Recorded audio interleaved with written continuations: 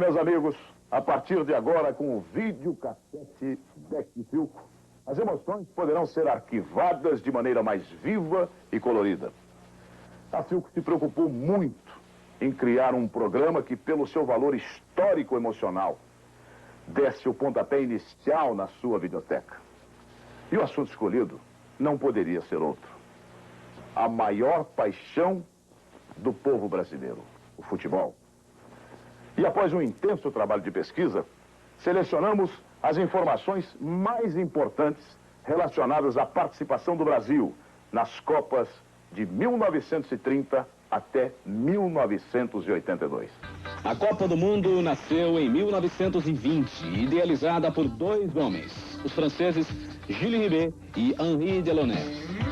A primeira Copa do Mundo foi definitivamente fixada para Montevidéu, no Uruguai, num congresso da FIFA realizado em Barcelona, Espanha, em 1929. Ali, ficou decidido que mesmo sem a participação de seleções importantes, como as da Itália, Espanha, Áustria, Hungria e Alemanha, além da Inglaterra, a Copa seria realizada a qualquer custo.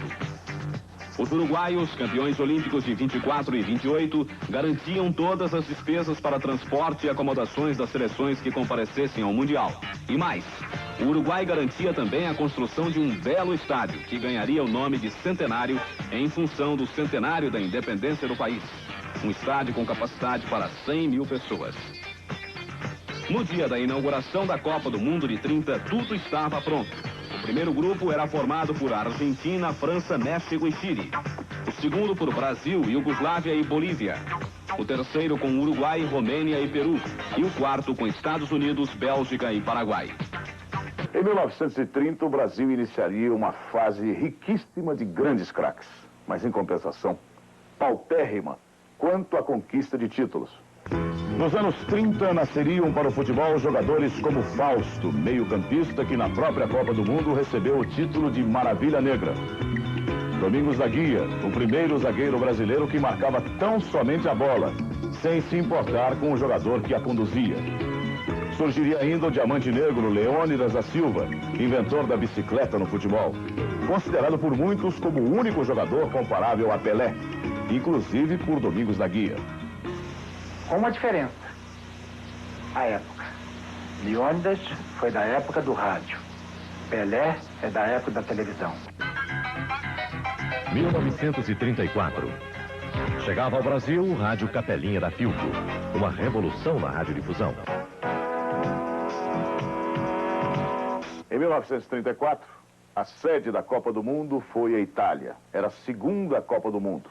E pode ser chamada de a Copa da Saudação Fascista. Não é de hoje que o futebol faz parte da vida do italiano. Futebol não, mas certo é chamá-lo de calcio, já que é só por esse nome que ele conhece o jogo. Um jogo que, garante, já é disputado por seu povo há muitos séculos. A festa que revive anualmente em Florença serve para lembrar ao mundo que o italiano inventou o calcio. Se inventou ou não, a discussão é com o inglês. Calcio ou futebol? A presença brasileira, mais uma vez, foi decepcionante. Em 1933, estava sendo implantado o sistema profissional no futebol brasileiro com a criação da CBF, Confederação Brasileira de Futebol.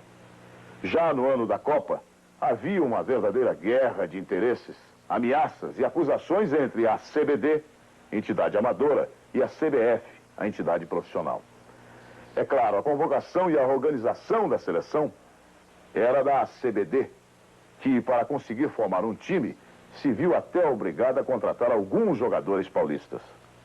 Agora, por outro lado, a viagem à Itália foi realizada a bordo do navio Conte Biancamano e levou simplesmente 11 dias. E nesses 11 dias, os jogadores brasileiros não tiveram o mínimo contato com a bola. Aliás, diga-se de passagem, o time do Brasil treinou uma vez antes da estreia da Copa do Mundo, apenas uma vez, e foi em Dakar. Isto porque o navio parou para um reabastecimento. Claro que com tudo isso nós jogamos apenas uma vez na Copa do Mundo de 1934.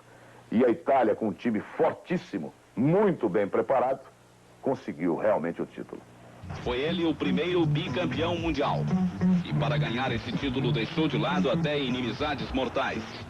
Em meio à ditadura de Mussolini, o técnico Vittorio Pozzo teve todos os poderes para armar o melhor time do mundo. E não fez por menos. Formou o seu meio de campo com um deputado fascista, Ferrari IV, e por um ferrenho inimigo do regime, Giuseppe Meazza. Pozzo foi mais longe, nomeou Meazza como capitão do time. E Meazza deu o primeiro exemplo de que esporte e política não se misturam. Ele não apenas recebeu a Copa, como agradeceu com a saudação fascista. Tempos depois, Meazza foi um dos líderes partisãs na guerrilha que derrubou Mussolini. A decisão da Copa de 34 aconteceu na cidade de Roma. Lá jogavam Itália e Tchecoslováquia. Foi uma final realmente dramática. Agora, a maior curiosidade para nós brasileiros foi o fato da Itália ter inscrito um jogador na sua seleção com o nome de Amplilóquio Marques, o popular Filó. É claro que ele era brasileiro, ex-ponta direita do Corinthians. E mesmo não tendo jogado durante a Copa do Mundo, ele pode ser considerado e deve ser considerado como o primeiro jogador brasileiro campeão do mundo. Agora, o importante é o seguinte, vamos à final da Copa de 34. Mussolini, tal como outros ditadores, fomentou muitos esportes. Para ele, uma vitória da Squadra Azzurra significava também uma vitória política.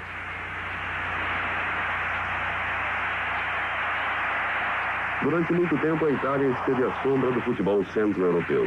No campeonato de 1934, o predomínio inicial foi dos tchecos, com seu goleiro Planica. Entre os astros italianos, destacamos Orsi e Monti, ambos jogadores da Argentina. 1-0 para os tchecos, até que Orsi provocasse empate a 8 minutos do final. Na prorrogação, vitória dos italianos. Junto com os italianos e tchecos, os alemães também participam da cerimônia de homenagem aos campeões. Nossa participação na Itália ficou reduzida a uma única partida, onde perdemos para os espanhóis por 3-1.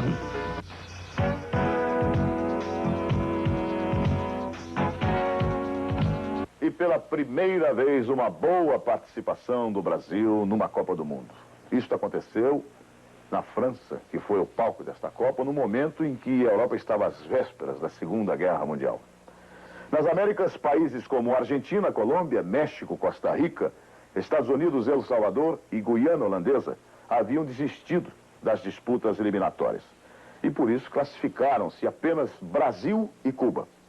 Nesta Copa, o futebol brasileiro, ele passou a ser visto com admiração e muito respeito, principalmente pelas atuações de Leônidas da Silva, aquele que inventou a bicicleta, que em 38 foi eleito o craque da Copa e o seu maior goleador. Ele fez 8 gols nesta Copa. Em 1938, finalmente, o Brasil conseguiu reunir seus melhores jogadores para formar a seleção que disputaria a Copa na França. Ninguém duvidava da vitória de um time formado por craques como Domingos da Guia, Romeu, Leônidas Perácio, Hércules, Tim, Patesco, Zezé Procópio e Jaú.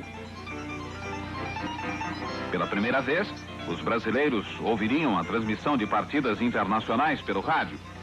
O clima era de absoluta confiança. E quase fomos vítimas dessa confiança logo no primeiro jogo contra a Polônia.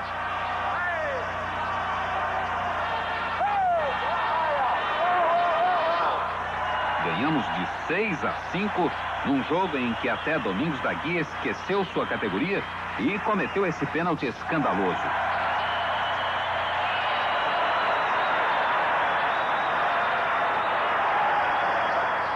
Depois de 2 jogos contra os tchecos, empatamos o primeiro e ganhamos o segundo, conquistamos o direito de ir à semifinal. Então, sem Leônidas, fomos enfrentar a Itália, a temível Squadra Azzurra, campeã de 34. Agora, por que o Brasil não foi campeão naquela época, em 38? O pessoal quis poupar você, houve alguma... Não, houve muita conversa de bastidores em que o Pimenta tinha me poupado para o jogo da Itália, não sei o quê, e me lançou no jogo da Tchecoslováquia, onde eu me contundi e não pude jogar o jogo da Itália. Mas na realidade não foi isso, não. O sistema do Campeonato do Mundo, naquela época, era eliminatório. Não tinha esse negócio de jogar 3, 4 partidas, não. Jogou, perdeu, cai fora. Então é automático. Nós jogamos contra a Tchecoslováquia, jogamos contra a Polônia, decidimos na prorrogação. Ganhamos de 6-5. Jogamos contra a Tchecoslováquia, tivemos que realizar 2 jogos, que nem na prorrogação decidiu. Às 2 horas de futebol terminou um partido empatado. Então houve um terceiro jogo, que foi 48 horas depois. Então o Pimenta não tinha centroavante, porque o centroavante, meu reserva, não tinha condição de jogo, era o Nijinho. Ele estava inscrito pela Federação Italiana, era considerado jogador italiano, e equivocadamente o Brasil levou o Nijinho para a Copa do Mundo, mas acreditando que eu pudesse jogar todas as partidas. Quando veio esse princípio de lesão no jogo contra a Tchecoslováquia, que nós jogamos 2 horas. Pimenta disse, não adianta poupar você. Se for poupar para o jogo da Itália quinta-feira, se nós perdermos na terça-feira, não adianta poupar você que não vamos jogar contra a Itália. Então vamos correr o risco. E aí, então, eu joguei na terça-feira e não tive condição para jogar na quinta-feira. Perdemos o jogo, o título e Domingos da Guia, mais uma vez, perdeu a cabeça. Cometeu um pênalti em Piola que quase causou uma revolução no Brasil. O jogador da Itália, Piola, ele chegou à linha de fundo, cruzou a bola. E a bola saiu pela linha de fundo. Eu, ao lado dele, ele me deu um toque no tornozelo para me provocar. E eu caí na armadilha dele. Eu deveria ter aceito o que ele me fez e caminhar para o campo sossegadamente. Não o fiz. Voltei-me e dei-lhe um pontapé no joelho dele. Ele aí fez aquilo que eu deveria fazer. Caiu, fez aquela cena. O juiz chegou para mim, o juiz era húngaro. Urururu. Tá bom. Se o negócio é esse, eu vou sair de campo. E fui saindo. E o bandeirinha disse, não, Domingos da Guia, não, volta. Me falou Domingos da Guia em português. Eu voltei para o campo satisfeito. Mas quando voltei, o juiz estava pedindo a bola no meio do campo e botando na penalidade máxima. O jogo decisivo aconteceu entre Itália e Hungria. E os italianos venceram por 4-2. E mais uma vez, o mundo assistiu à saudação fascista por ordem de Benito Mussolini.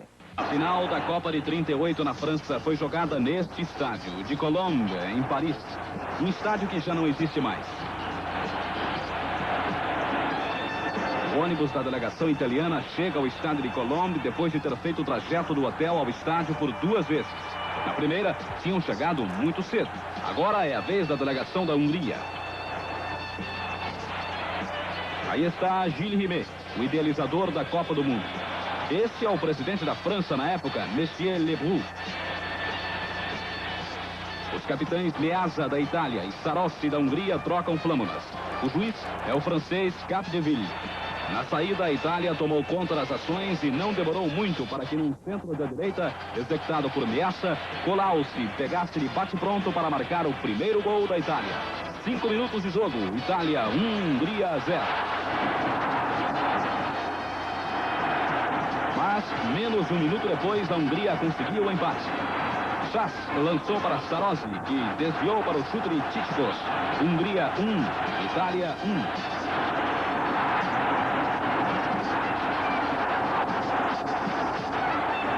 O segundo gol da Itália parecia linha de passes. Meazza calmamente passou para Piola, que ajeitou e chutou alto, sem defesa para o goleiro Szabo. Itália 2, Hungria 1.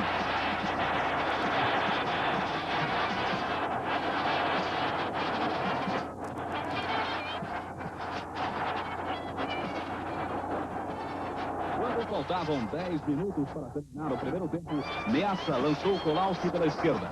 Colauzi avançou, marcado por Polgar. E de dentro da área ficou cruzado no canto. Itália 3, Hungria 1. No segundo tempo, tanto o goleiro da Itália, Olivieri, quanto o goleiro da Hungria, Szabo, apareceram com destaque, com belas defesas.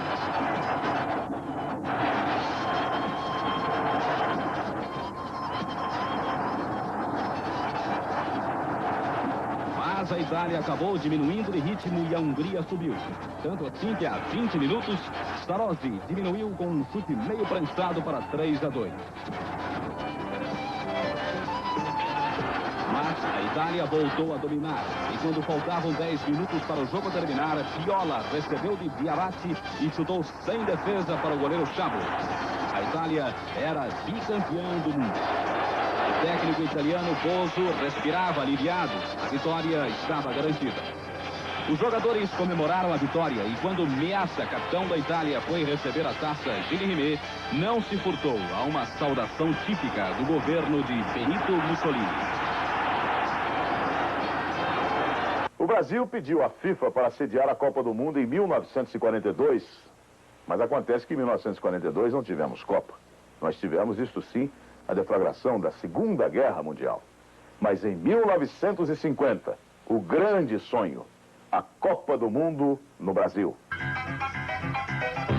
1948. A Philco instalava-se no Rio de Janeiro.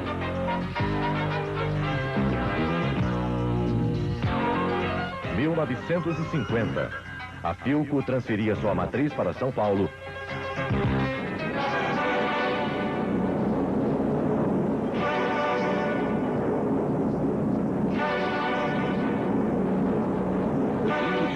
Junho de 1950.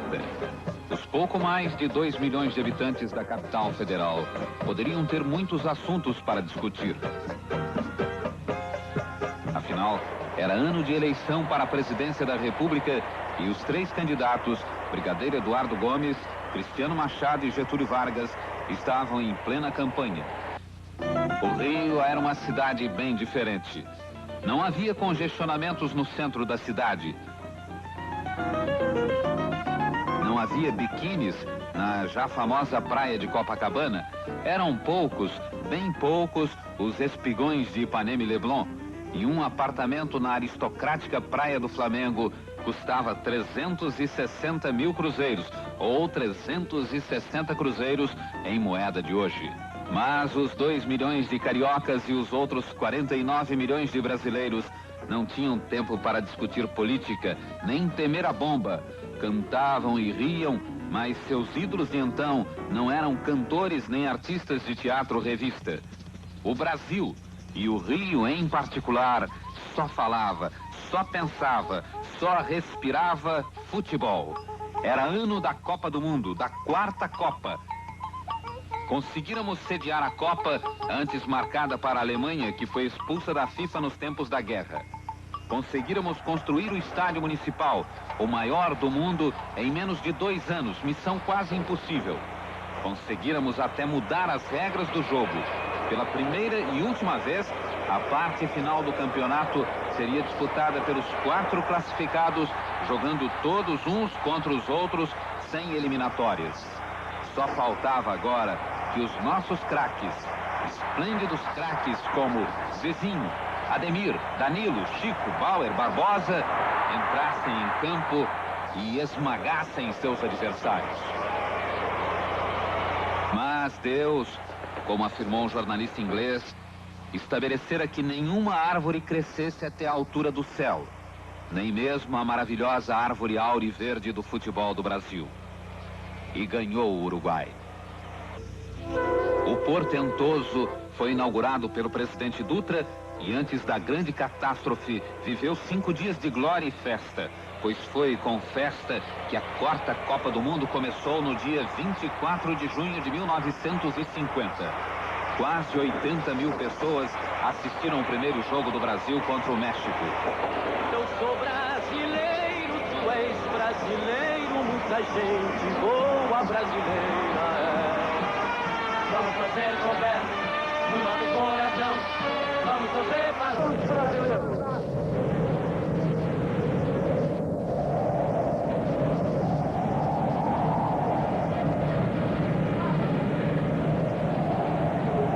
Ya al final del primer tiempo, no hay más tiempo para nada. Ahí va Everardo, a Clodoaldo, siempre Clodoaldo, a Tizón, Tizón va, a Riverino,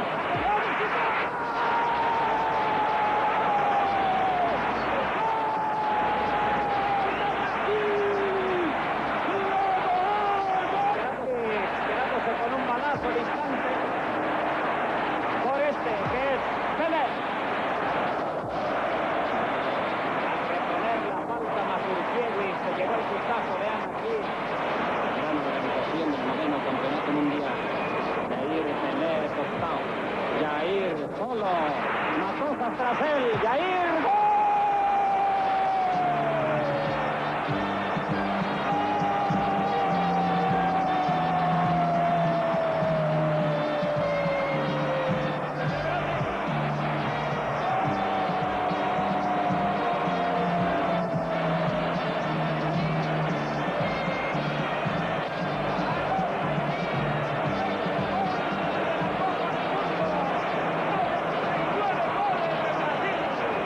A seleção brasileira jogava bonito, dava espetáculo.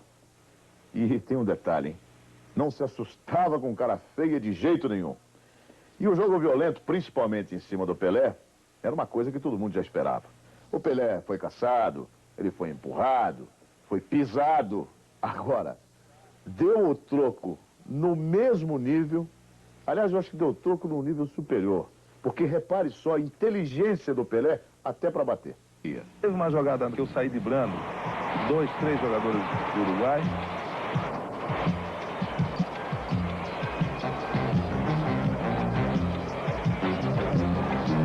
E quando eu caí, esse mesmo jogador me pisou no pé. Me pisou na perna. Então, esse estava com maldade.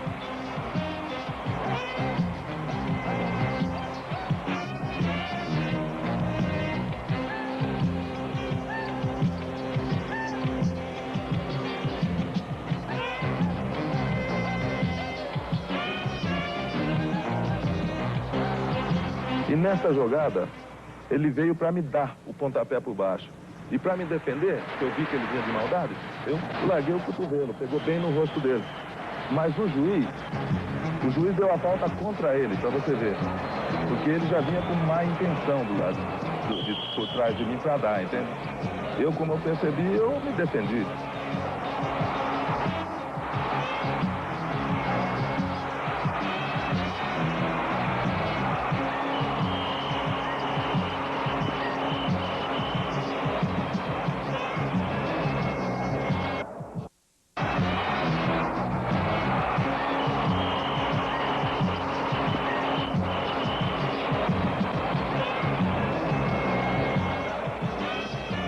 O nosso adversário para a final da Copa do Mundo de 70 sairia da partida entre Itália e Alemanha Ocidental, que para decidirem exatamente quem seria o vencedor, jogaram simplesmente 120 minutos de futebol. Só que tem um detalhe, foi um futebol emocionante e cheio de garra.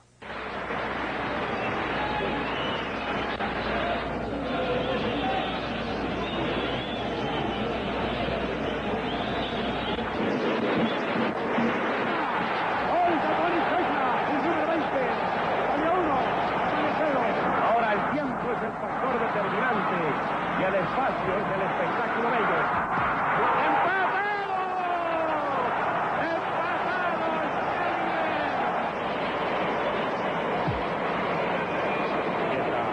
Centro, Uberteller al cabezazo. ¡Cuidado! ¡Sacó para autogol! ¡Autogol! Müller empuja el balón. Müller empuja el balón. ¡Que se le ocurre a Bertozzi!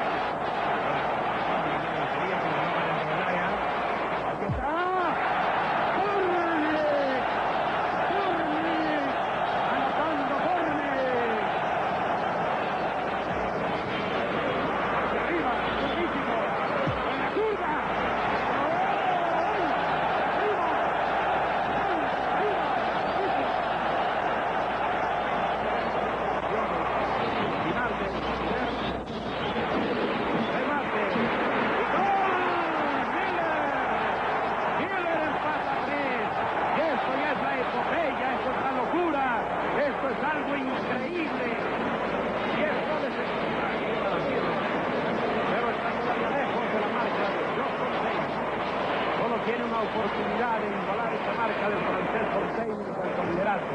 Que gane ahora Alemania y que tenga otro partido más. Guariseña,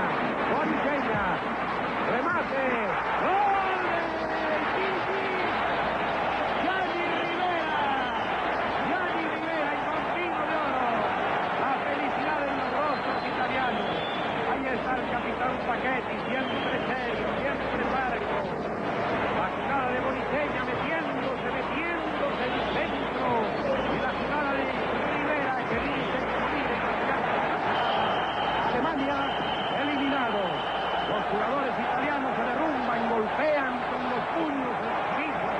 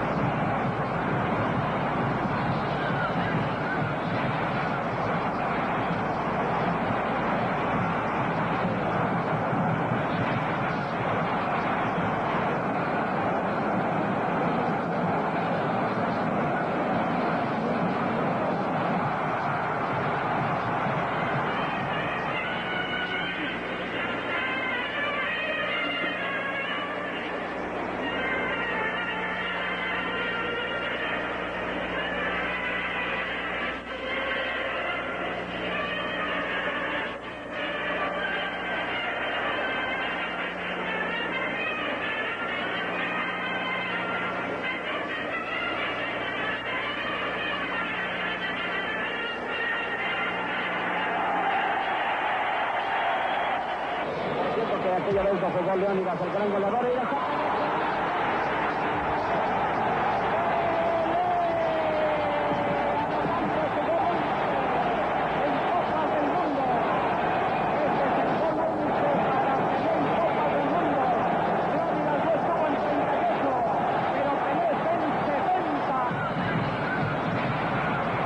Para Clodoaldo, más Clodoaldo, pasa Boniceña, va corriendo la oportunidad de Italia, viene por arriba, el fallado, ¡gol!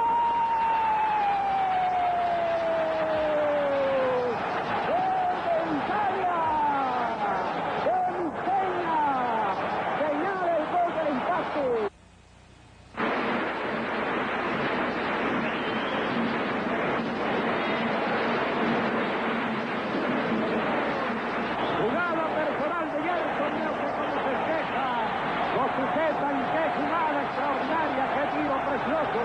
Fuerte rasgo, colocado, cruzado, fuera de las manos de ese portento de jugador que es Albertosi.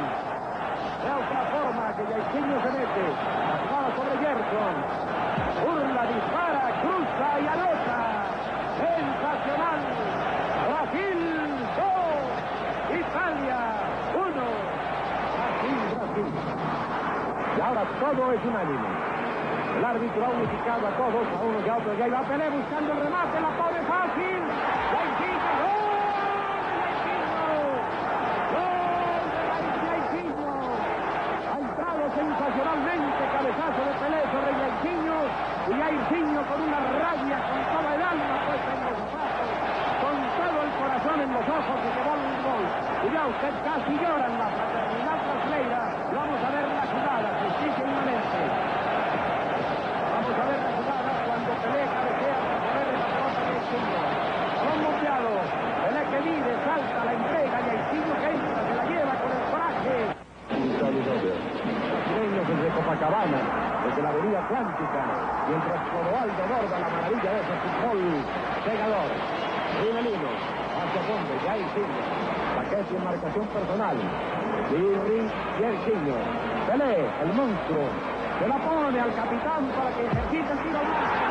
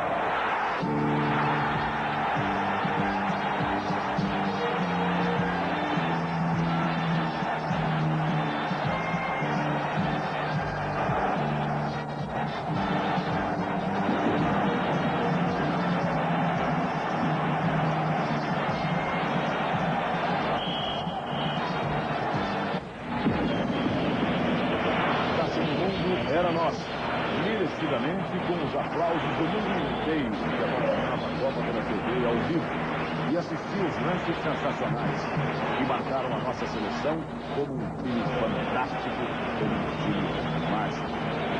O craque da Copa foi Pelé e o artilheiro foi o alemão Miller, com 9 gols. O Brasil conquistou o tri com Félix, Carlos Alberto, Brito, Piazza e Everaldo. Clodoaldo, Gerson e Rivelino, Jairzinho, Tostão e Pelé. El capitán de la selección de Brasil, Carlos Alberto, se dirige a recibir la Copa de un Ribén, de manos del señor presidente de la República, licenciado Gustavo Díaz Ordaz. Los jugadores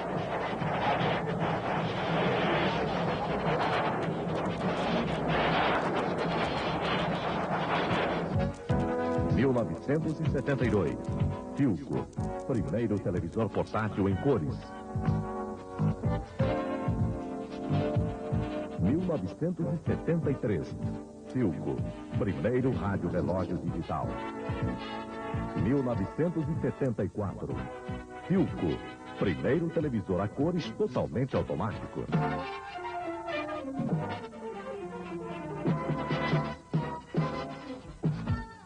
Com a conquista em definitivo da Copa Jules Rimet pelo Brasil, a comissão organizadora da FIFA realizou um concurso de âmbito mundial chamado Copa Mundial da FIFA. Isso para escolher um novo troféu que seria disputado depois na Alemanha em 1974. Venceu o italiano Silvio Gazzaniga, chefe do ateliê artístico Bertone de Milão. Nesta Copa de 74, o Brasil não ratificou a sua campanha de 70, muito pelo contrário, chegou apenas em quarto lugar. Depois de garantir 2 empates em 0-0 nos primeiros jogos contra a Iugoslávia e a Escócia, jogando visivelmente na defesa, o técnico Zagallo foi obrigado a mandar a seleção brasileira para o ataque no último jogo da primeira fase da Copa do Mundo de 74. Uma atitude que não chegou a ser tão corajosa assim. Afinal, o Brasil, para continuar na Copa, tinha de ganhar de 3 gols de diferença. E o adversário era a fraquíssima seleção do Zaire, que no jogo anterior tomara a maior goleada da história das Copas, 9-0 da Iugoslávia. Ninguém duvidava da classificação do Brasil, mas o que todo mundo achava ser tão fácil acabou sendo muito difícil. A seleção brasileira, dominada pelo nervosismo de seus jogadores, se complicava a cada minuto. Nem o primeiro gol marcado por Jairzinho devolveu a tranquilidade ao time.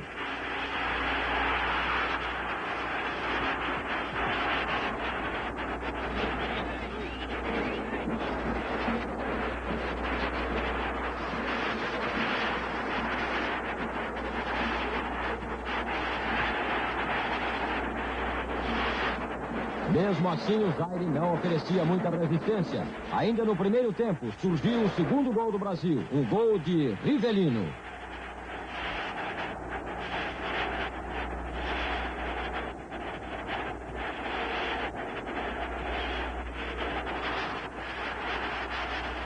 No segundo tempo, a obrigação de fazer mais um gol quase complicava a seleção brasileira. Ao final, um chute de Valdomiro da direita e um frango do goleiro dava a classificação ao Brasil, que venceu pelo mínimo necessário, 3-0.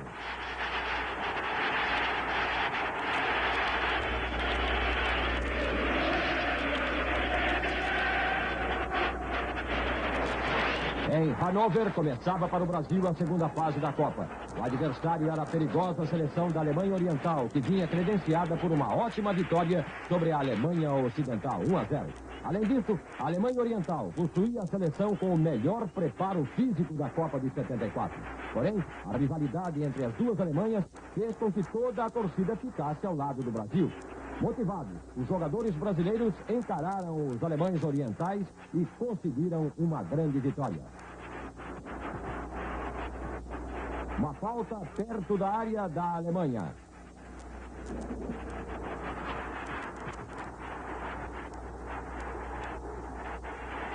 Chute certeiro de Rivelino. Jair abre a brecha na barreira. Gol do Brasil.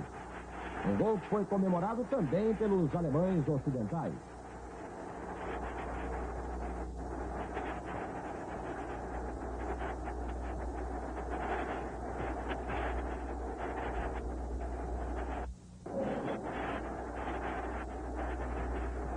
Todo mundo sabia que era preciso muito cuidado, porque os argentinos, além de conhecerem de sobra o futebol da seleção brasileira, possuem a mesma técnica e malícia dos brasileiros. Um chute forte de Rivelino de fora da área vence Carnevale. Brasil 1-0.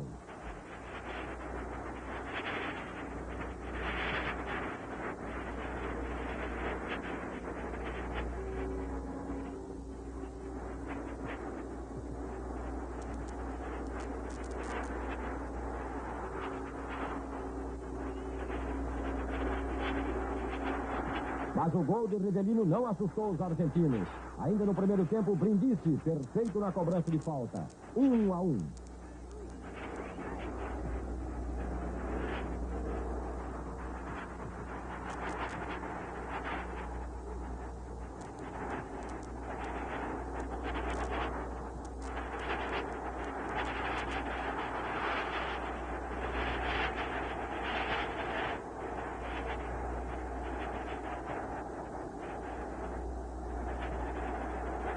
Mas o Brasil fazia sua melhor partida. No segundo tempo, a vitória difícil, mas justa. Zé Maria cruza da direita. Jairzinho mergulha para fazer um bonito gol de cabeça. Estava batida a seleção da Argentina. Brasil 2-1.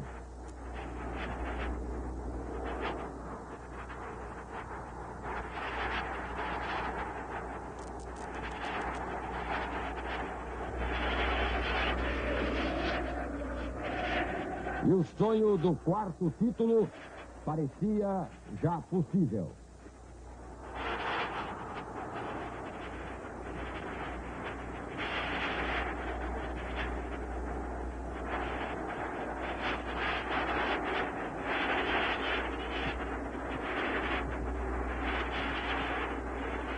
O Brasil precisava, para conseguir o quarto título, vencer a Holanda em Dortmund. A Holanda começou melhor. Logo de saída, Cruyff obrigou Leão à grande defesa. Aos poucos, o Brasil, marcando homem a homem, conseguiu neutralizar os holandeses e teve até duas grandes chances de gol com Paulo César e Jairzinho.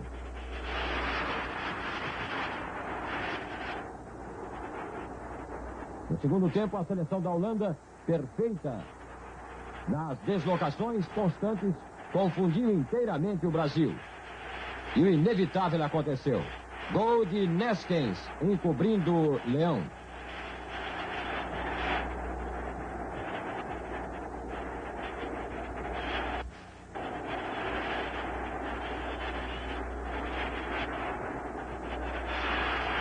A vitória estava desenhada. A Holanda, a cada minuto, se impunha mais, ante o adversário assustado e sem forças para reagir. A Holanda aproveitou o espaço deixado pelo lateral brasileiro. Surgiu o lançamento da direita e o gol do grande Cruyff.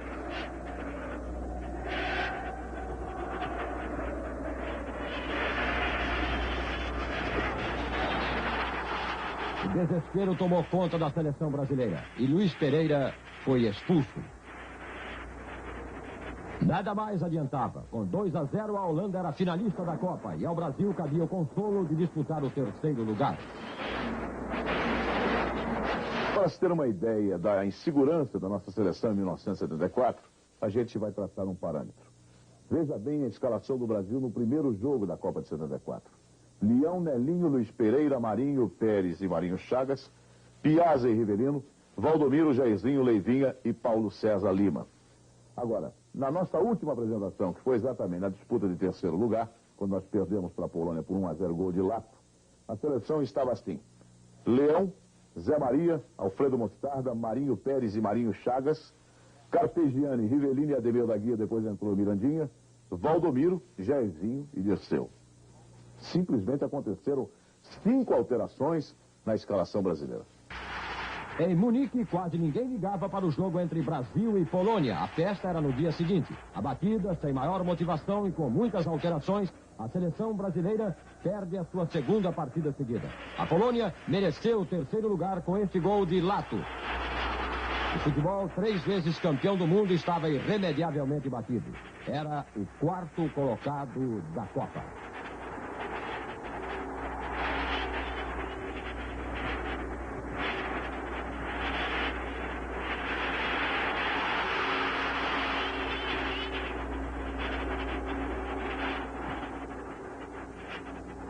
Chegava o dia da final.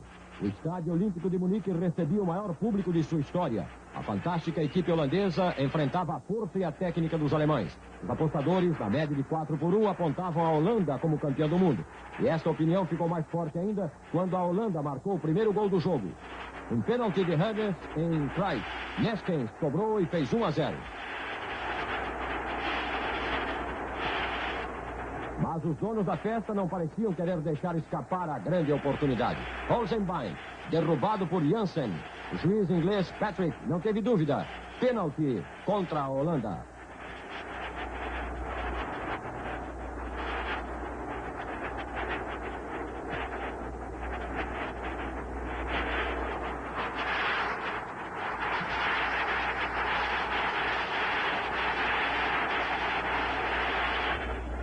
Breitner cobrou e marcou.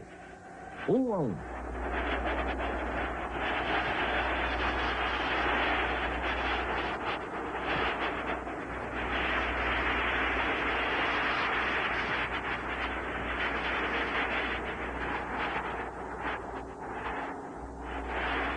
Naquela altura, jogando em casa, os alemães pareciam imbatíveis. Bonhoff faz uma jogada da linha de fundo e lança o artilheiro Miller, que toca na saída do goleiro Youngblood.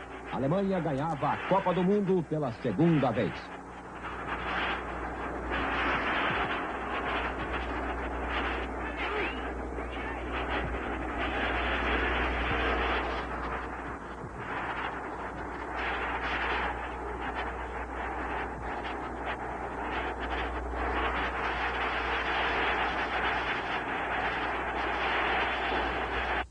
1975, Philco, primeira indústria na América Latina a fabricar circuitos integrados lineares.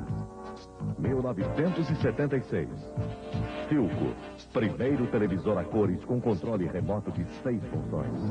1977, Philco, primeiro televisor com seletor digital eletrônico de 12 canais e primeiro telejogo.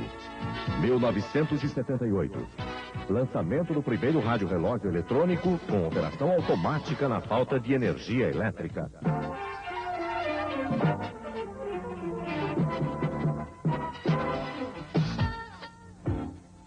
Argentina, 1978. Esta foi uma Copa cheia de problemas, foi realmente muito estranha para o Brasil. Mais uma vez, faltou a famosa organização. Na primeira fase de preparação, o técnico foi o Oswaldo Brandão, aliás, profundo conhecedor das coisas da Argentina. Após classificar o Brasil, ele foi substituído pelo técnico Cláudio Coutinho, que implantou táticas e técnicas modernas para tentar conquistar o tetra. Agora, para o público brasileiro, a Copa foi realmente uma decepção. Apesar de termos passado por toda esta Copa de forma invicta. Foi o famoso título moral, de acordo com os dirigentes do futebol brasileiro. Agora, a Argentina preparou a Copa e venceu. E venceu, apenas como curiosidade, para que vocês entendam, já na distribuição das chaves e locais.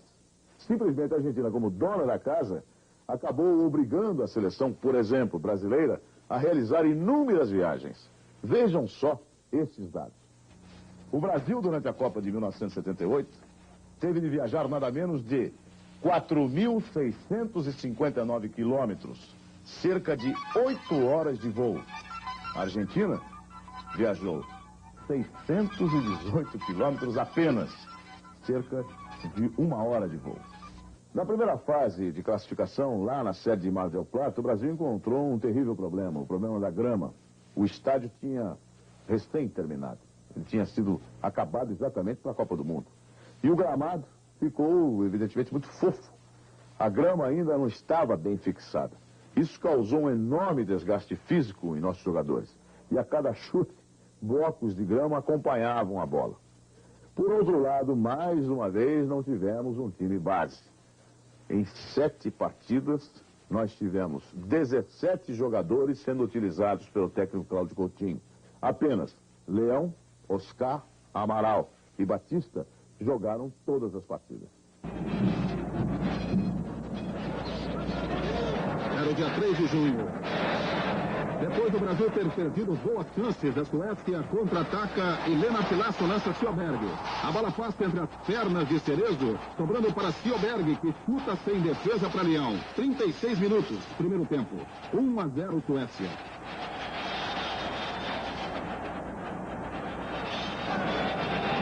Aos 45 minutos do primeiro tempo, Cerezo cruza da direita para a esquerda. Reinaldo recebe, mesmo marcado por Roy Anderson, livra-se do zagueiro sueco e empata o jogo. Brasil 1, Suécia 1.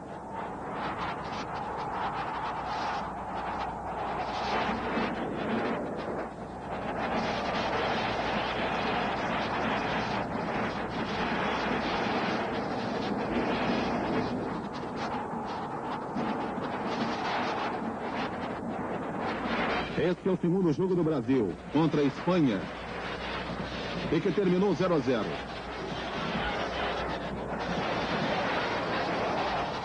Esse foi o momento de maior perigo para a seleção da Espanha. Uma bola cabeceada pelo seu próprio zagueiro e que tocou na trave.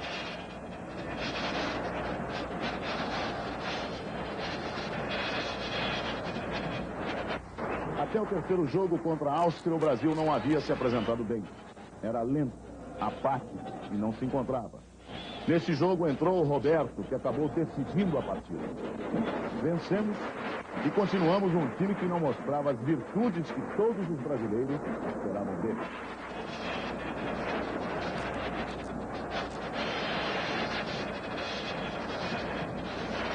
A primeira partida do Brasil na semifinal foi contra o Peru. 3-0 para o Brasil. Este, o primeiro gol, marcado por Viseu na cobrança de falta.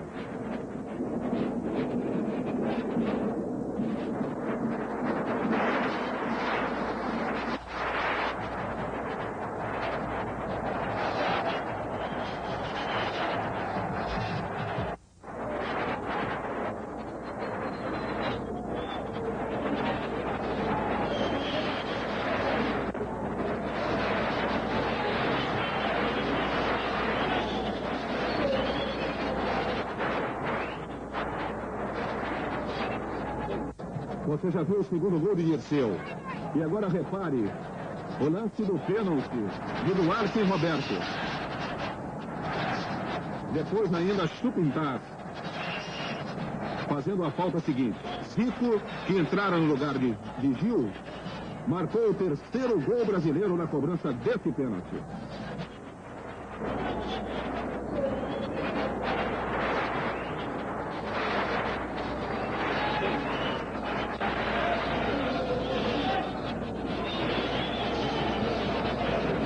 Depois o Brasil enfrentava a seleção da Argentina no estado de Rosário.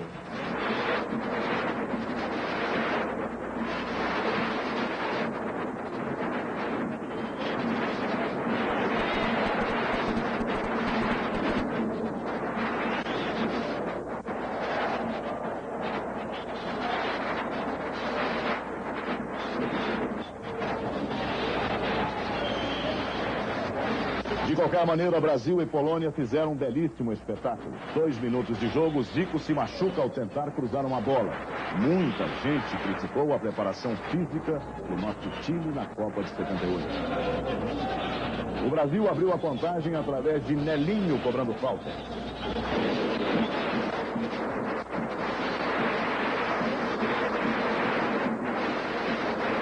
A Polônia empataria através de Lato.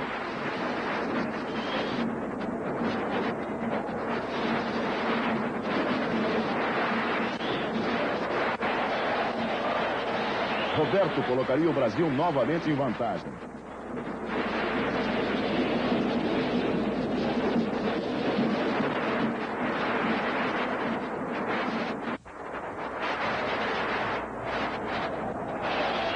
E estabeleceria o placar final de Brasil 3, Polônia 1. Dirceu tocando na trave. E no rebote, o gol de Roberto. Há 16 minutos, um gol muito chorado. No jogo decisão do terceiro lugar, enfrentamos a Itália e vencemos por 2-1. A Itália saiu na frente com este gol de Cáusio.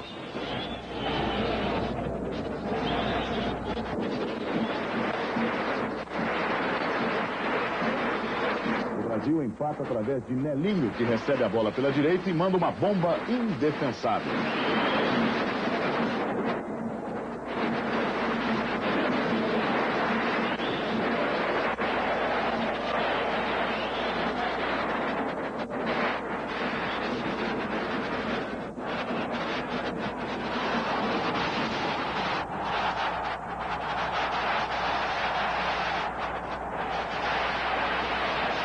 O jogo que classificou a Argentina para a partida final da Copa foi simplesmente contra o Peru.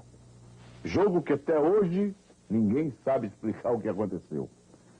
Fala-se que houve suborno no time do Peru, que numa jornada irreconhecível acabou ou deixou-se vencer por 6-0.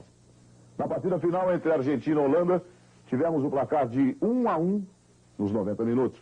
E na prorrogação, a Argentina chegou aos 3-1. Ardiles. Desembrique no combate. Tem Ardiles. Luque. Guedes. Para o pé esquerdo. Gol!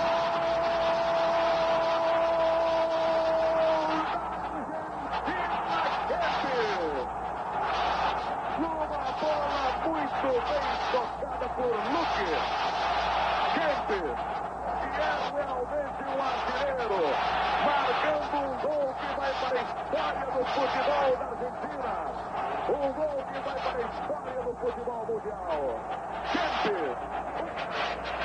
Forte bola para a Holanda. Desembrica abrindo. Ran.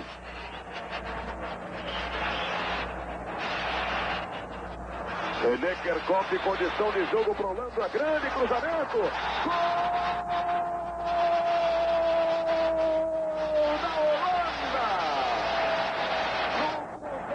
Perfeito de René Kerkop. E a cabeçada excelente de Nanninga. Para a Argentina na marca de 36-40. Passarela. Bertone. À frente de tudo.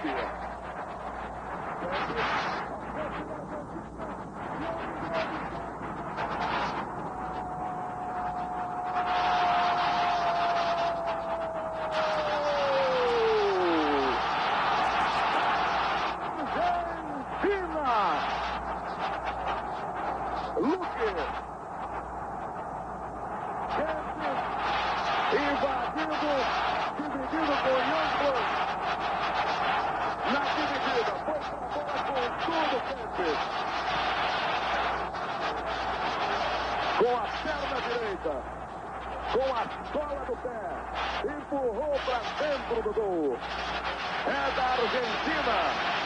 Kempes, 2-1. Tarantini. Bertoni. Boa bola para Kempes. Aí Kempes, acreditando, Bertoni.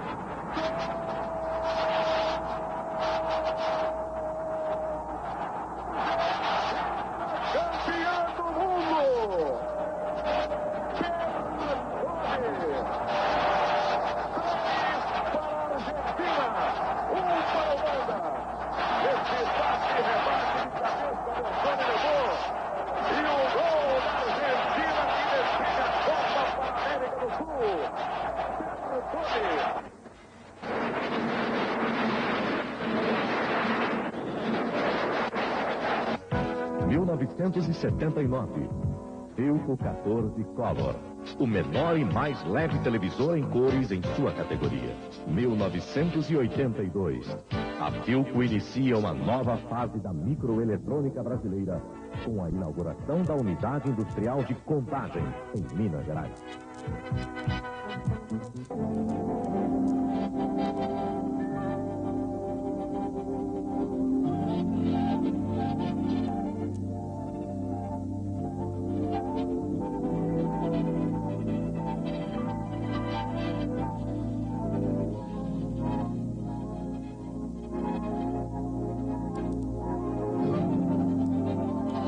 Espanha 82. Tudo estava programado para se conquistar o tetracampeonato. Jamais em toda a história de preparação um técnico saía com tanto prestígio de nosso país. Jamais em toda a história de preparação havia um consenso. Havia uma união de opiniões dos torcedores, dos dirigentes, da crônica especializada. Tele Santana partia para a Espanha, respaldado por um programa de treinamentos que até então não tinha acontecido no Brasil. Claro que tudo levava a crer que nada e ninguém poderia tirar do Brasil a glória de ser o primeiro tetracampeão do mundo. Mas como em futebol nem sempre vence o melhor, e a história está aí para provar, a Holanda em 74 com Neskens, Cruyff, acabou perdendo, foi vice-campeão do mundo. A Hungria em 54 com um futebol fantástico foi surpreendida pela seleção da Alemanha Ocidental, mas evidentemente, também, mais uma vez, só o público é que acabou sendo castigado. Se o torcedor da Hungria se decepcionou, se o torcedor holandês também, imagine o público brasileiro. Realizamos uma campanha brilhante. Acabamos com os adjetivos elogiosos da crônica esportiva internacional. Fantástico futebol brasileiro, sensacional, mágico, maravilhoso, espetacular, só que a Copa não veio para o Brasil. E tem um detalhe, não somos mais os únicos tricampeões do mundo. Agora a Itália está ao nosso lado. Mas vamos rever o que aconteceu nos campos da Espanha. A festa de gols do Mundial 82 começa no estádio Nou Camp, em Barcelona. Grupo 3, Bélgica 1, Argentina 0. Lançamento de Verkauthen. Vanderberg saiu depois do lançamento, posição legal. Ajeitou e tocou na saída de Pujol. Bélgica 1, Argentina, campeão do mundo 0, no jogo inaugural da Copa.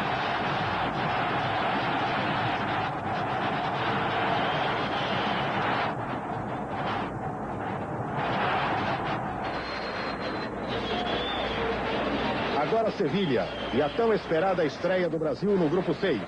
Brasil 2, União Soviética 1. No primeiro tempo, o susto. Val chutou de longe. Reveja a incrível falha de Valdir Pérez. União Soviética 1, Brasil 0.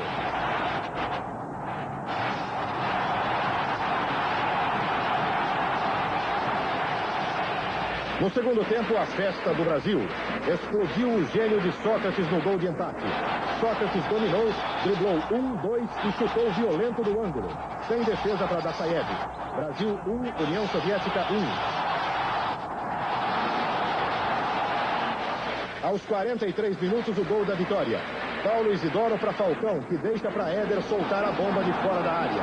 Brasil vira 2. União Soviética 1. Vitória da habilidade e da técnica.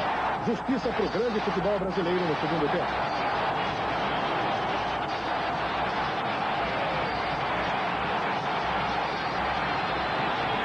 Grupo 4, Bilbao, Inglaterra 3, França 1. A Inglaterra na frente com o gol mais rápido da Copa, 28 segundos. O arremesso lateral, o desvio de Mariner para o complemento de Robson. Inglaterra 1, França 0.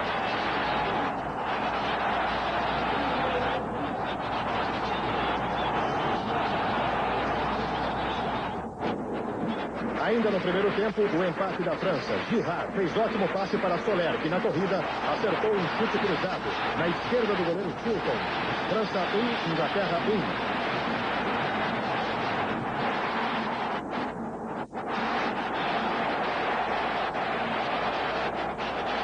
1. Futebol simples, mas aplicado. A Inglaterra chega ao segundo gol. Coppel cruza, Robson novamente e de cabeça coloca a Inglaterra na frente. Inglaterra 2, França 1.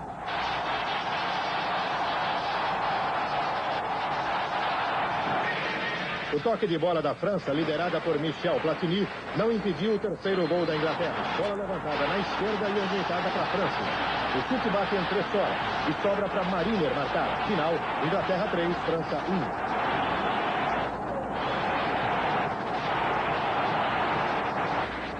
O estádio Luiz Casanova, em Valência, lotou para ver a estreia da dona da festa. A Espanha, que logo de saída decepcionou no empate com Honduras, que saiu na frente com esse gol de Zelaya. Honduras 1, Espanha 0.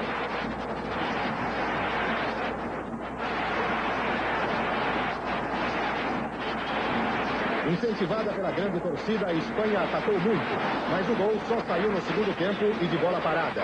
Bulnes derrubou Saura na área. Pênalti. O forte bate, o goleiro Arzu pulou, mas não pegou. Final, Espanha 1, Honduras 1. Resultado surpreendente da Copa. A Alemanha, uma das grandes favoritas, decepcionou na estreia. Derrotada pela Argélia, que você vê aí marcando o primeiro gol. Zidane foi levando e lançou Darleb, que chutou sobre Schumacher. Mudger pega o rebote. Ninguém acreditava no que estava vendo. Argélia 1, Alemanha 0.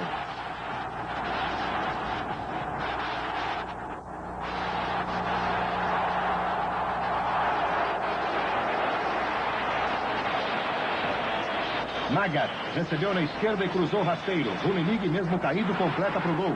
Para muitos, a Alemanha começava a derrubar a zebra. Alemanha 1, Argélia 1.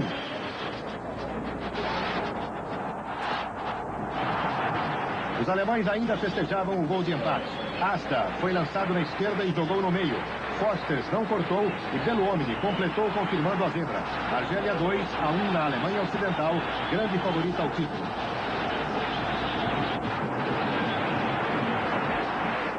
Voltamos ao grupo 6. O Brasil ganha mais uma ao caminho do Tetra. 4-1 na Escócia, que marcou o primeiro neste chute de Narey entre Falcão e Luizinho. Valdir Pérez pulou à toa. Escócia 1, Brasil 0.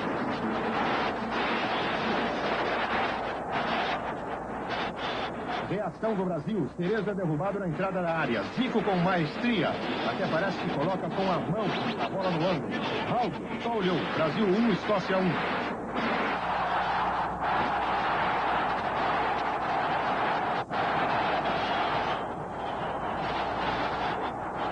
O Brasil passa à frente no início do segundo tempo. Júnior bate o córner. Oscar, mesmo marcado, subiu mais que o zagueiro e de cabeça escolheu o canto. Para desespero dos escoceses, Brasil 2, Escócia 1. Mais um do Brasil. Serginho rolou para Éder. Quem esperou a bomba se enganou. Veja o toque. A categoria de Éder. O goleiro Raul ficou no meio do caminho só olhando. Brasil 3, Escócia 1.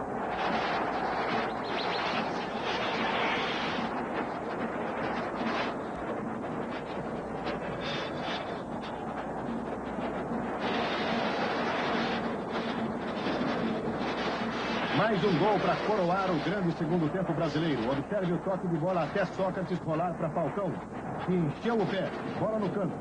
Brasil a caminho do Tetra. 4, Escócia 1. Brasil classificado no grupo 6.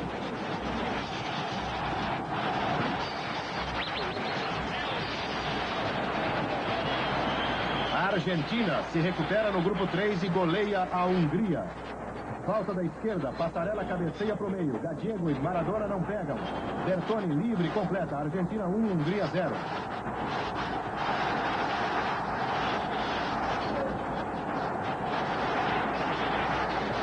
Bertoni chuta forte. O goleiro Mesaros não segura. Maradona, que jogará no Barcelona. Depois da Copa, chega antes do Beck e faz de cabeça. Argentina 2-0.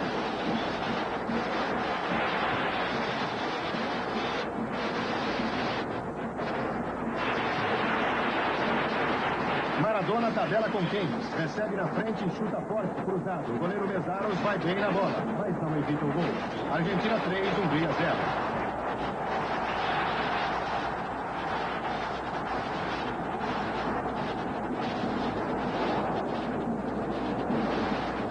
Falha incrível no quarto gol da Argentina. Repare, Ardiles para Huguin, que manda na trave. O zagueiro Balint tenta enfeitar, erra a cabeçada e acaba ajeitando para Ardiles marcar. Argentina 4, Hungria 0.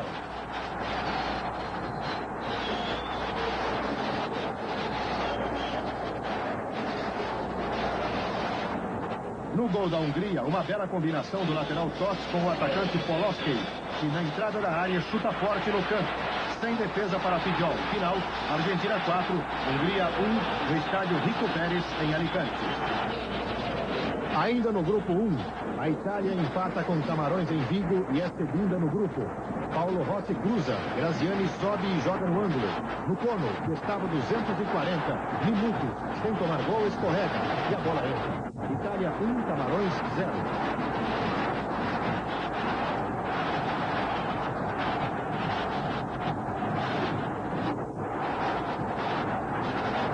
Depois do empate, Mila toca por cima. Aldu toca de cabeça e envida completa para o gol. Camarões eliminado, mas invicto no grupo 1. Final, Itália 1, Camarões 1.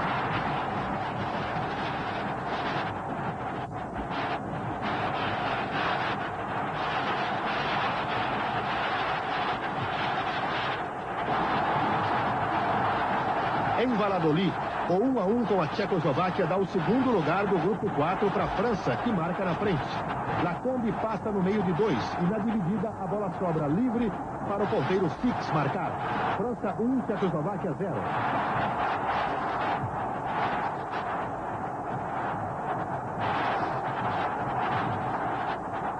Bizek cai na área na disputa com Bossi. O juiz Paolo Casarin, da Itália, dá pênalti. O lance deixa dúvida, veja outra vez, confira com atenção. Panenka bate e empata para a Tchecoslováquia. Segundo e último gol dos tchecos no Mundial.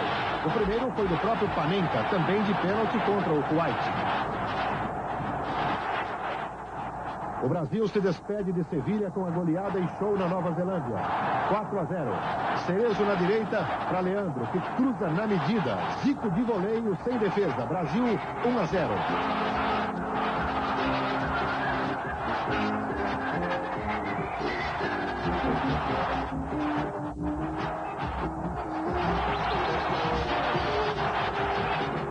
Sócrates avançou e tocou para Leandro. Novamente passe medido de Leandro para Zico. Livre tocar de chapa no campo.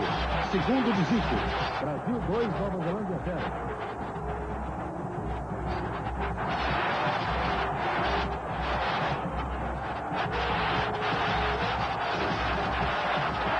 Estava fácil. Veja o passe de Zico para Falcão, que foi levando, entrou na área e bateu no canto esquerdo. Van Hatten não pôde pegar. Brasil 3, Nova Zelândia 0.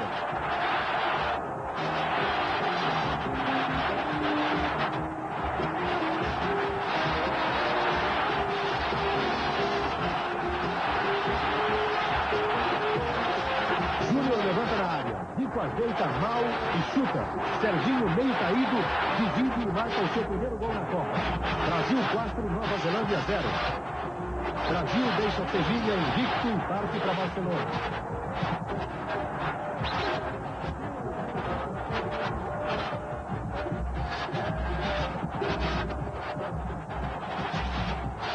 Em 78, na Argentina, a seleção campeã do mundo perdeu apenas um jogo, 1-0 para a Itália. Agora, na Espanha, outra vitória da Azurra, 2-1. Aí o primeiro. Tardelli veio de trás, recebeu de Antonioni e chutou cruzado no campo. Itália 1, Argentina 0.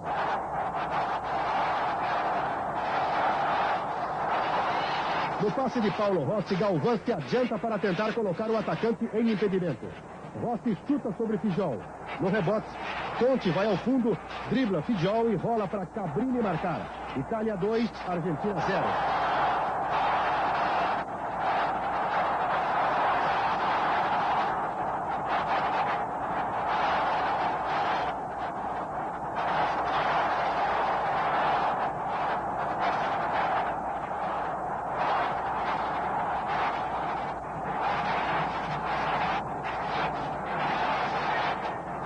Passarella não espera a barreira da Itália se arrumar e cobra a falta sofrida por Olguin.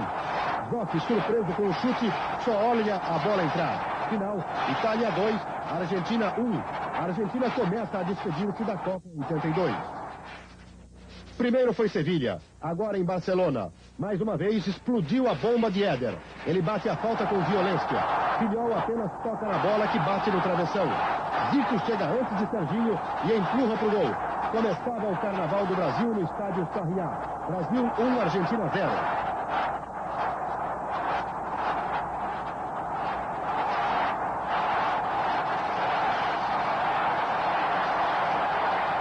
Falcão veio de trás e foi lançado por Zico na direita. Falcão entrou na área, olhou e centrou na cabeça de Serginho, que não teve trabalho para escolher o canto. No ritmo do samba, Brasil 2, Argentina 0.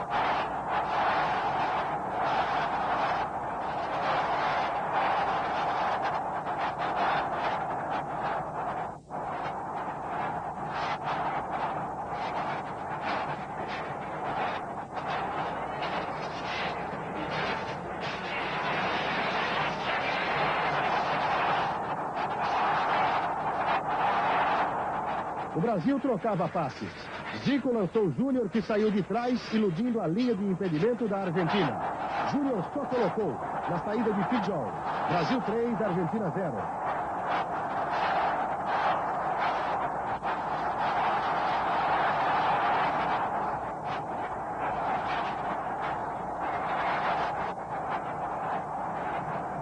Batista bobeou e perdeu a bola que sobrou para Ramon Dias acertar o ângulo de Valdir Pérez. Um gol pouco comemorado pelos argentinos. Final, Brasil 3, Argentina 1. A humilhante despedida dos campeões mundiais, de malas prontas para retornar a Buenos Aires.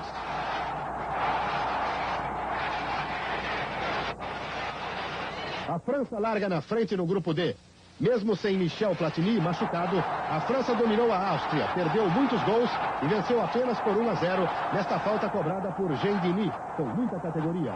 Repare por trás que o goleiro Concilia bate com o rosto no poste esquerdo. E o Brasil, favorito, perde o tetra nos pés mais competitivos dos italianos. Itália 3, Brasil 2. Aí o começo do fim do sonho dos brasileiros.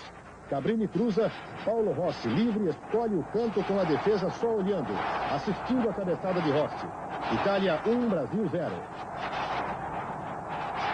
O gol do empate do Brasil. Zico faz grande jogada, dribla Gentili, seu implacável marcador e rola macio para Sócrates. O doutor entrou na área e tocou suave na saída do goleiro Dino Zoff. Brasil 1, Itália 1. Toninho Cerezo faz o passe atrás de Falcão. Luizinho, último homem da defesa, não fez a falta em Paulo Rossi. Este entrou livre e chutou forte com Valdir Pérez no meio do caminho. O Brasil empata novamente. Resultado que classificava o time. Repare o deslocamento de Toninho Cerezo para a direita, levando os backs e abrindo espaço para o chute forte de Falcão de fora da área. Brasil 2, Itália 2. Os brasileiros comemoraram a possível classificação. O fim do sonho de quase 200 milhões de brasileiros. O córner da direita, Oscar alivia, mas a bola volta para a área. E Paulo Rossi completa para o gol. Itália 3, Brasil 2.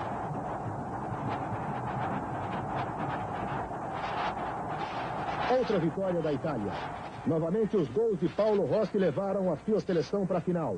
Itália 2, Polônia 0. Aí o primeiro. Falta da direita. Paulo Rossi no bolo, só desvia com leve toque. Itália 1, Polônia 0.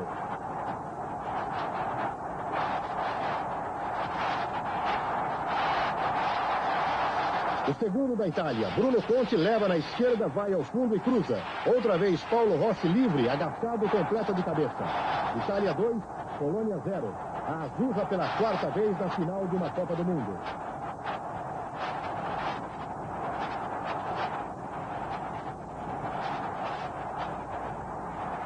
A Alemanha derrota a França nos pênaltis e se classifica para a final com a Itália. Breitner tocou para Fischer chutar sobre Ettori. Na sobra, o hábil Litzbark completa para o gol vazio. Alemanha 1, França 0. Reação da França, que tinha o apoio da torcida espanhola. Giresse cobra a falta. Platini, de cabeça, joga no meio para Rocheteau, que foi seguro por Foster. Pênalti. Na reclamação dos alemães, o juiz faz o gesto explicando o lance. Veja por trás.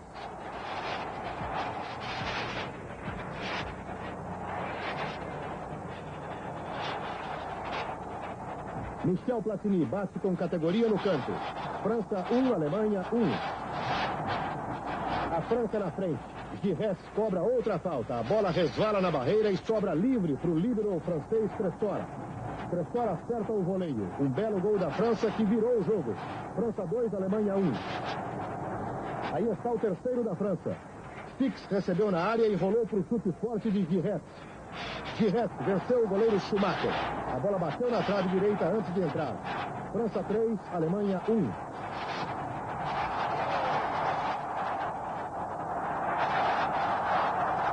No segundo tempo da prorrogação, a reação da Alemanha. Na boa troca de bola, Litzbark cruza na pequena área. Rummenigge, que estava no banco, entrou com tudo e fez o segundo da Alemanha. França 3, Alemanha 2.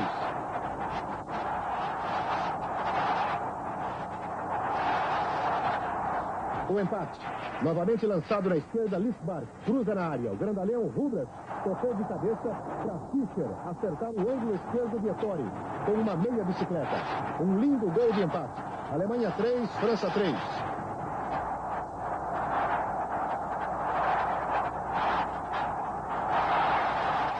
Com o técnico Michel e dá um gol preocupado, começou a decisão por pênaltis. Giresse bate e faz França 1-0.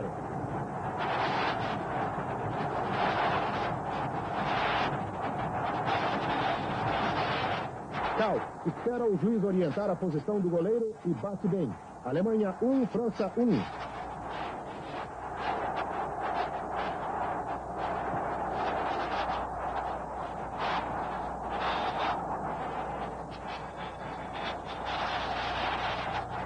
Agora a vez do lateral Aborro. Schumacher de um lado, bola do outro. França 2, Alemanha 1.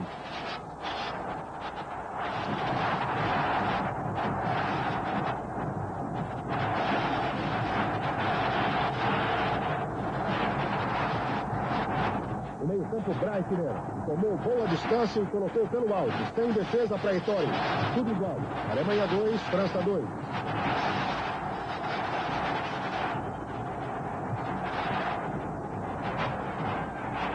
Rocheteau também tomou boa distância e colocou no canto de Schumacher. França na frente, 3-2.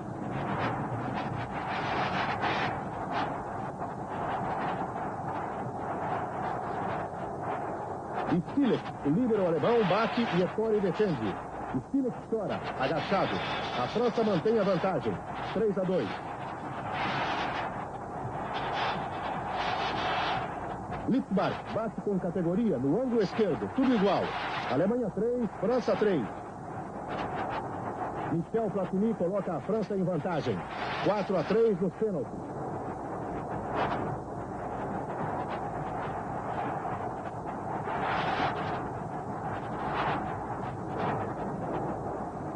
O artilheiro Rummenigge coloca no cantinho de Ettori, que só pode olhar. A Alemanha empata outra vez, 4-4.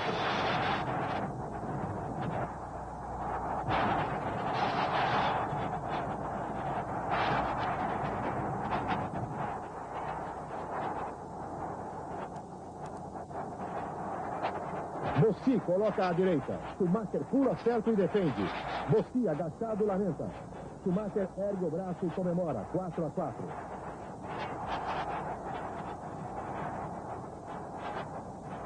O grandalhão Rubens chuta e faz. Alemanha 5, França 4. Alemanha é finalista. A Polônia surpreende a França e repete o terceiro lugar de 74. 3-2. A França na frente. Tsiganá toca para Girard, que chuta forte de fora da área. França 1, Polônia 0.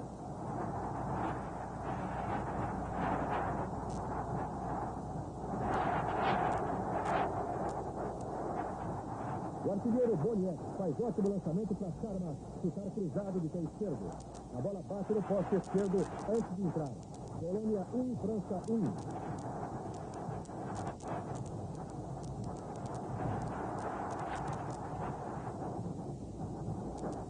Corre na esquerda. O goleiro Castaneda sai muito mal. E Maestri subiu mais e tocou de cabeça com o gol vazio. Polônia 2-1.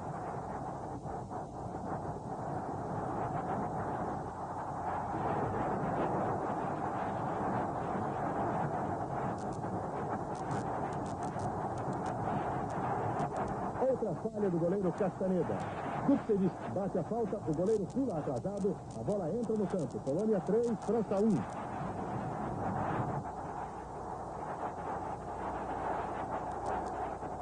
Lançamento de Tsiganá. Currió entrou livre pela meia esquerda e chutou bem, sem defesa. Final, Polônia 3, França 2.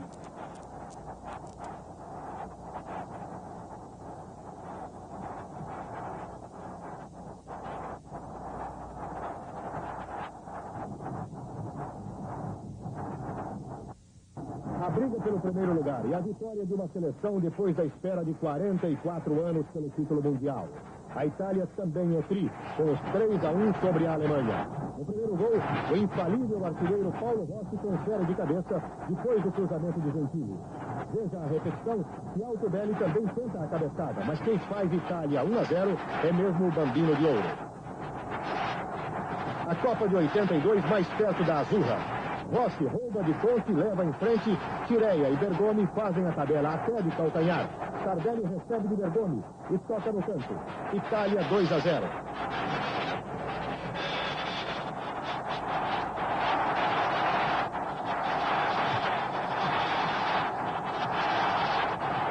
A polícia atrapalha a comemoração no campo. O presidente italiano Sandro Pertini vibra na tribuna. Mais Itália na Espanha 82. Conte cruza para Altobelli, que tira o goleiro Schumacher da jogada e toca com grande categoria. A Itália é mesmo a campeã, consagrada em cima do Brasil, da Argentina e da Alemanha. Só um gol da Alemanha para atrapalhar a festa da Itália no final.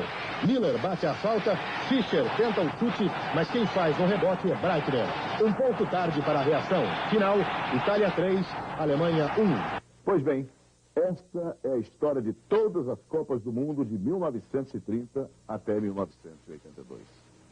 Uma história cheia de lutas, alegrias e tristezas, euforias, decepções, glórias e conquistas alcançadas, vitórias que escaparam quando tínhamos a certeza de alcançá-las. Porque é exatamente na impossibilidade, e é a impossibilidade de prever um resultado, que está a magia do esporte. A magia do esporte amador, a magia do futebol.